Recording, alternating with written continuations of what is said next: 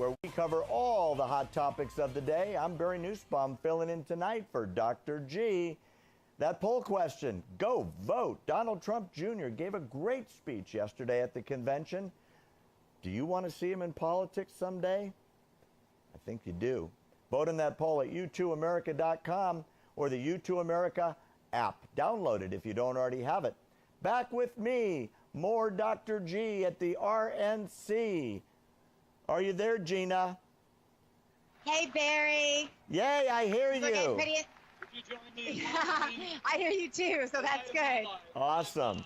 So we wrapped the last question with sort of a general critique of Ted Cruz, and I heard that Mona was backstage and nobody liked him when he came off the stage. Any more on that? Yeah, I think right now Mike Pence is honoring his mother, and so everyone got really excited about that. And how sweet is that? He also wanted to clarify that although he has so many accolades, the only ones that matter to him are Christian, conservative, and Republican. I thought that was pretty special. Wow, a little bit different from what we just heard. Were you there for Marco Rubio today, G? The best thing that ever happened. We had a little speech from Mark. It was up on a screen, so it wasn't like he was live here. And I have not seen him backstage anywhere. Every day I see, I know who the lineup is going to be because I know that I see them behind the scenes, and I have not seen him here. I don't believe he's here. Got it. Tell me, our poll question tonight is about Don Jr. What'd you think of Eric's speech tonight? It's funny, I kind of lean away from dynasties in general, but I do think that the Trump family has so much talent and ability. We'll just have to see. It depends on, I think, if Mr. Trump is elected and goes through those years, then I think that the kids will be judged for whatever he does. And if well, then I wouldn't see any reason at all why one of them wouldn't run for president one day. You know, it's interesting that the theme that seems to revolve around the Trump kids is a couple things. First, they're great kids. They're very bright. They're attractive. They're articulate. They're very well spoken. But, you know, there's the old conservative value that if the kids turned out really well, the parents must have done something right.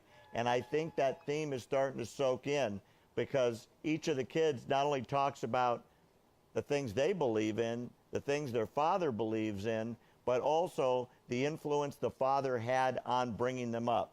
What do you think? That's why I joined this campaign in a heartbeat. Yeah, I think that that's one of the greatest assets of this family is that they have each other. They have such a close-knit bond. You know, so often in politics, when you are alone, you're so alone. No one really knows how you feel. You may have your wife there, you know, but to have that kind of support system behind him, I honestly think it's one of his secret weapons to his campaign.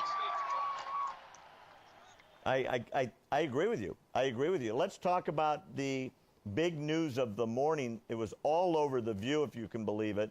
Melania's speech supposedly had certain themes lifted out of Michelle Obama's speech from 8 years ago, which supposedly had parts of that speech lifted out of somebody else's previous speech. What are the conversations within the arena? Anybody talking about Melania's speech today? Well, most of the things that I've heard about that, Barry, are that there are so many things that Barack Obama has lifted and plagiarized straight up. And I think that Melania and the Trump camp talked about that today. They talked about the person that came to Mr. Trump that had written that, apologized, was willing to resign. And I think it speaks volumes, once again, for Mr. Trump, that he said, no way, I'm not accepting your resignation. I understand that you're human, and I understand what happened, and we want you to stay with the organization. That, again, it just shows you what a loyal employer Mr. Trump is, and I think that's part of the thing that Americans see as such a real person in him.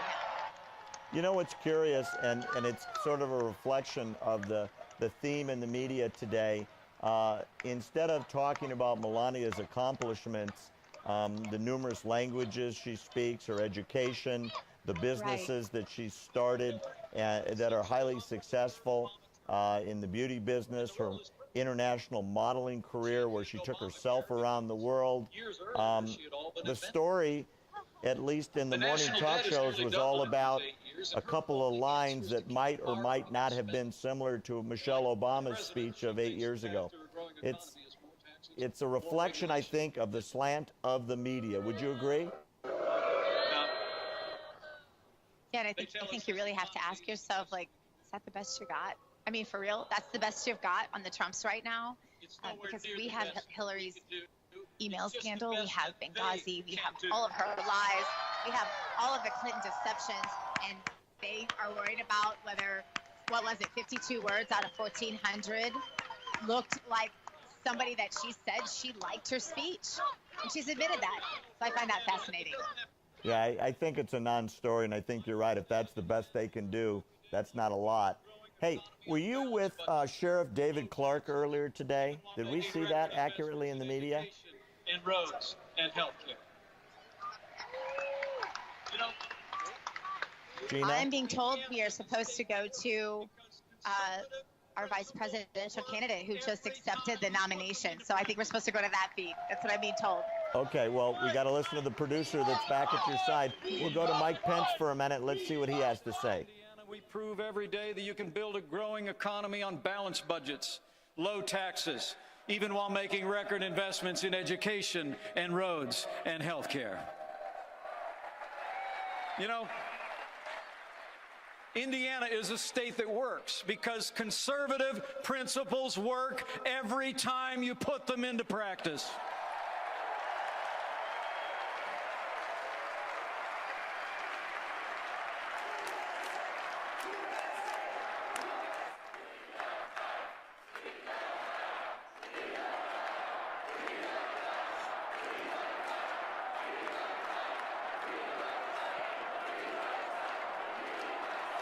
Today, while the nation suffers under the weight of $19 trillion in a national debt, we in Indiana have a $2 billion surplus, the highest credit rating in the nation, even though we've cut taxes every year since I became governor 4 years ago.